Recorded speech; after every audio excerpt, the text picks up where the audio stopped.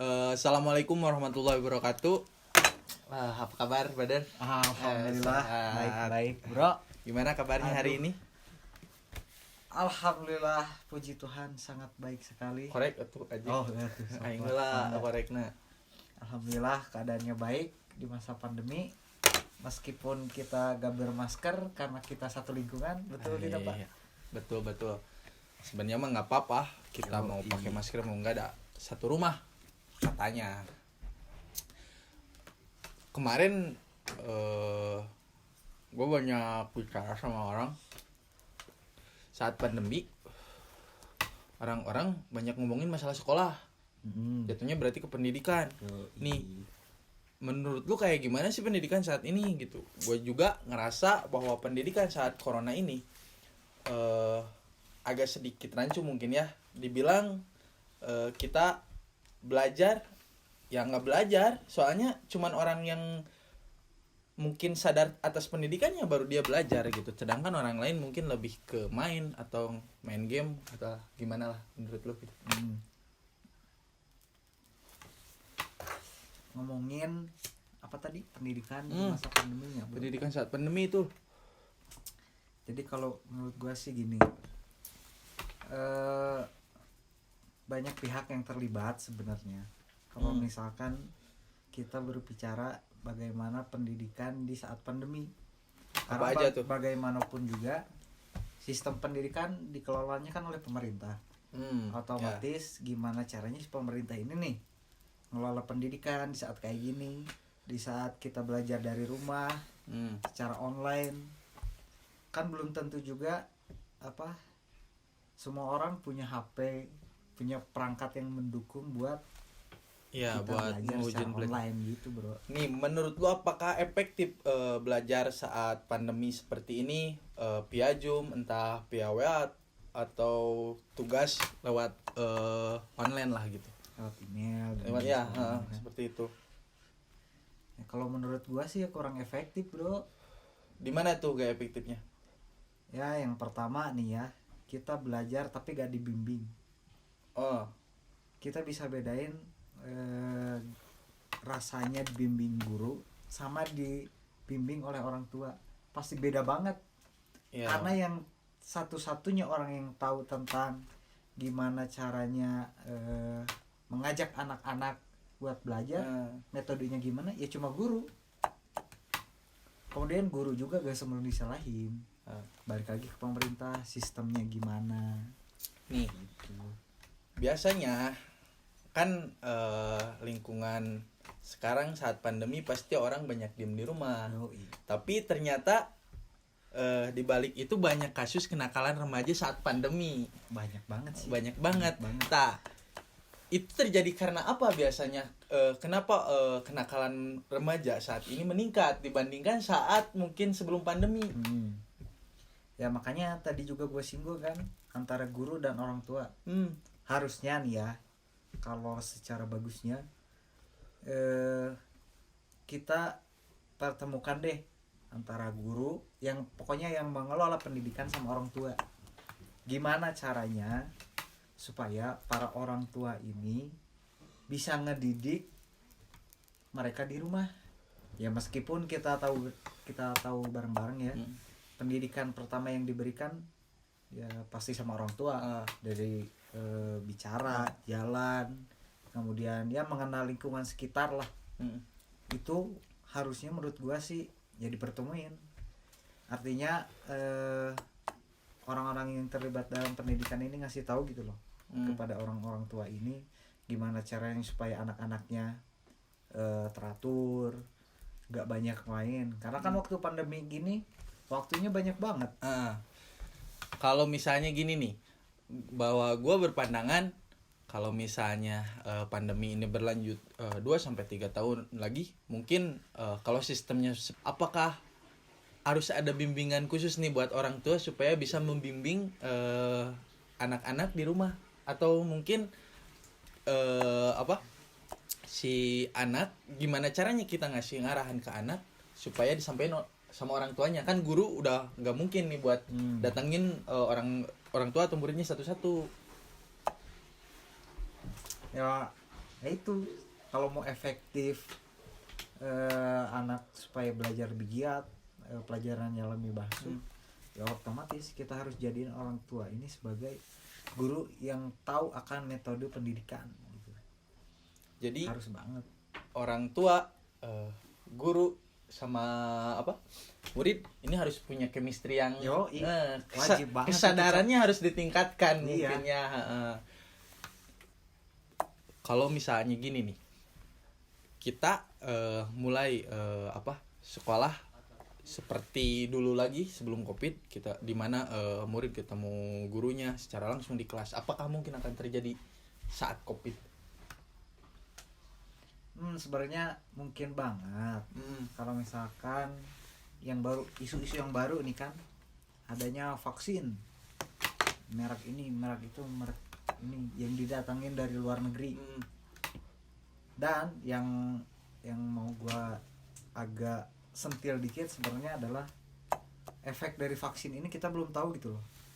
Sebenarnya kalau misalkan vaksin ini kita tahu efek baik buruknya itu bagaimana, enak buat kita ngejalanin hidup seperti sedia kala gitu.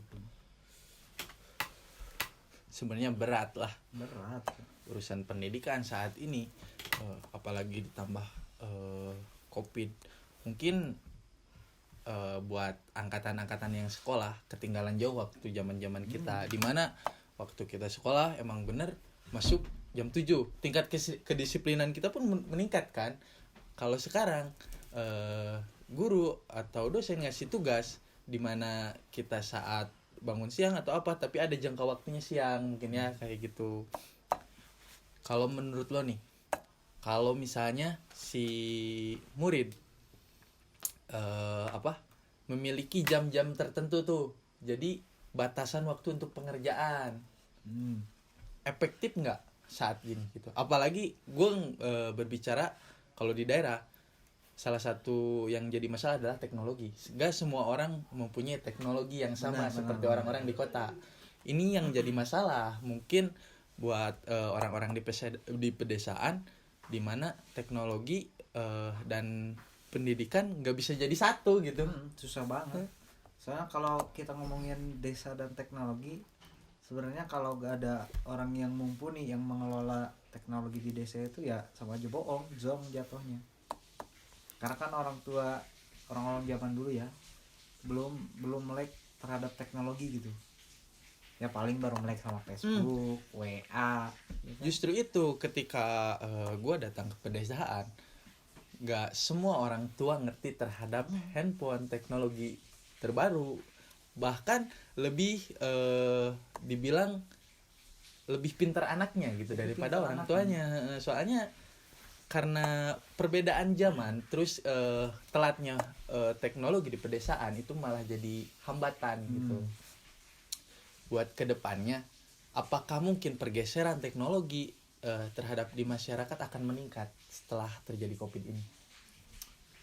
Kalau menurut gua sih, masalah teknologi khususnya di desa seiring dengan perkembangan zaman sebenarnya bakal melaju pesat. Dengan satu catatan, ada stakeholder yang mampu meningkatkan teknologi di daerah. Artinya mensosialisasikan nih ada teknologi bisa membantu kehidupan sehari-hari. Kalau di kota kan kita udah kenal namanya smart city. Smart city ini adalah konsep pembangunan baik itu sumber daya alam, pelayanan pemerintah berbasis pada teknologi. Ya. Gitu. Yang jadi kendala ternyata bukan penyebaran teknologi saja, tapi salah satu adalah ekonomi nih. Ekonomi. Ternyata warga pedesaan pun bukan tidak menyanggupi untuk membeli teknologi, cuman mereka lebih mengutamakan sandang pangan daripada teknologi ini. Apakah pemerintah kedepannya menurut lo aja sih akan bisa memberi fasilitas teknologi buat di pedesaan atau enggak sih? Ya ini berpandangan aja lah gitu. Ya kalau menurut gua sih harusnya bisa ya. Dengan dana pendidikan yang segitu besar, dengan hampir berapa puluh persen ya, hampir 20-30% lah dana pendidikan dari APBN, APBD Itu baru APBN dan APBD, belum dari kas daerah, belum dari sumbangan. Seenggaknya ngasih 1 HP ke tiap anak gitu. 1 HP buat 1 anak, tapi menurut gue terlalu sulit sih. Lihat Sulit memang. buat anggaran bidik misi pun terkadang dana turun dari pemerintah tuh lambat gitu. Oke lah, kita jauh ngomongin di luar pandemi nih. Waktu sekolah zaman lu SD seperti apa sih gitu? Zaman lu SD, apakah perbedaan zaman waktu lu masih SD sampai sekarang bedanya di mana gitu? Tergantung dari kebijakan daerah ya kalau sekolah dasar. Hmm. Kalau kita ngaca ke sistem pendidikan yang kita punya dari dulu sampai sekarang sebenarnya udah terlalu usang. Usangnya di mana tuh? Karena gini, metode yang kita pakai adalah sistem penilaian.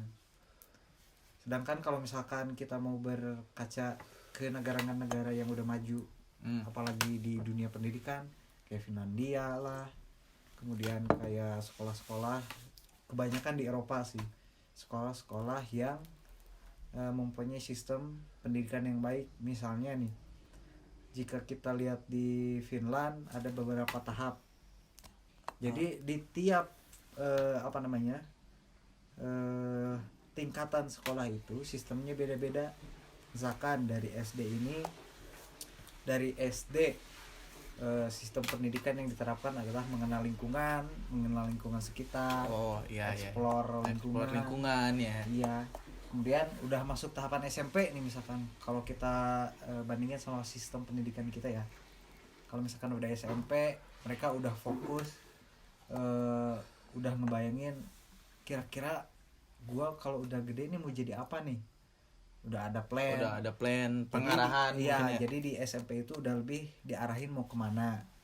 Nah, ketika kita masuk ke SMA, kita di situ tuh kita udah bisa jalan di jurusan yang sesuai sama passion kita. Passion Kita. Sehingga nanti ketika masuk kuliah, mereka udah menemukan jati diri mereka sesuai passion mereka gitu loh. Ya justru itu, karena gue pun ngerasain bahwa pendidikan di Indonesia dari mulai gue SD, SMP, SMA, bahkan mungkin sekarang sedang kuliah, gue baru menemukan bukan sedikit mungkin passion gue setelah gue kuliah gitu. Banyak teman-teman gue bahwa yang mengetahui passionnya ternyata setelah lulus kuliah ada juga gitu yang kayak gitu. Entah mungkin yang mereka tidak menggali tentang passionnya mereka masing-masing, ataukah ada kesalahan di bidang pendidikan kita yang mungkin si siswa tidak menyadari passionnya di mana gitu. Nah itu yang jadi pekerjaan rumah terutama bagi Indonesia ya. Ketika misalkan lu nih mampu nemuin passion lu pas kuliah, itu kan lu, gimana kalau orang lain kan belum tentu. Ya, karena setiap orang mempunyai tahapan buat menentukan passion kita setelah kita sadar nih. Jadi kebanyakan mahasiswa atau pelajar yang lain tidak bisa menentukan passion kita atau tidak menemukan. Salah satunya mungkin kalau orang tua yang ngerti, mereka langsung akan mengarahkan anaknya ke sana. Tapi kebanyakan orang tua mereka hanya mengenal bahwa yaudah kamu sekolah gitu, sok kamu dapat ijazah misalnya seperti itu kan. Kebanyakan lulusan sarjana yang banyak nganggur ya seperti itu, mungkin karena salah passionnya juga. Jadi mereka memaksakan diri bahwa untuk melanjutkan yang penting gue dapat ijazah, mungkin kayak gitu ya. Iya, makanya nih kita bisa temuin banyak mahasiswa yang dia bilang salah jurusan, kemudian gak nyaman kuliahnya ya karena itu tadi, mereka gak nentuin passion mereka sejak SMA gitu loh. Dan juga ditambah seleksi masuk kuliah bro yang bikin ribet sebenarnya. Nih kan sekarang waktu gua SD, SMP, SMA gua masih mengenal yang namanya UN, ujian nasional, bahwa mungkin waktu zaman gue udah nggak kena yang namanya kelulusan didasari sama UN gitu. Gue lebih ke yang meluluskan sekolah. Menurut lu apakah si UN ini lebih bagus ada atau tiada sih gitu? Sebenarnya ada plus minusnya kalau misalkan kita berbicara mengenai gimana kalau misalkan UN ini dihapuskan atau tetap diadakan. Ya kalau menurut gua sih lebih explore di gak adain gitu bro. Kenapa tuh? Karena gini, kalau misalkan kita berpacu pada sistem UN yang saat ini dikelola sama pusat, sedangkan pusat kan nggak mungkin karakter tiap-tiap siswa yang ada di daerah gimana. Kalau menurut gua sih lebih dikembaliin ke daerah gitu, sistem pengelolaan.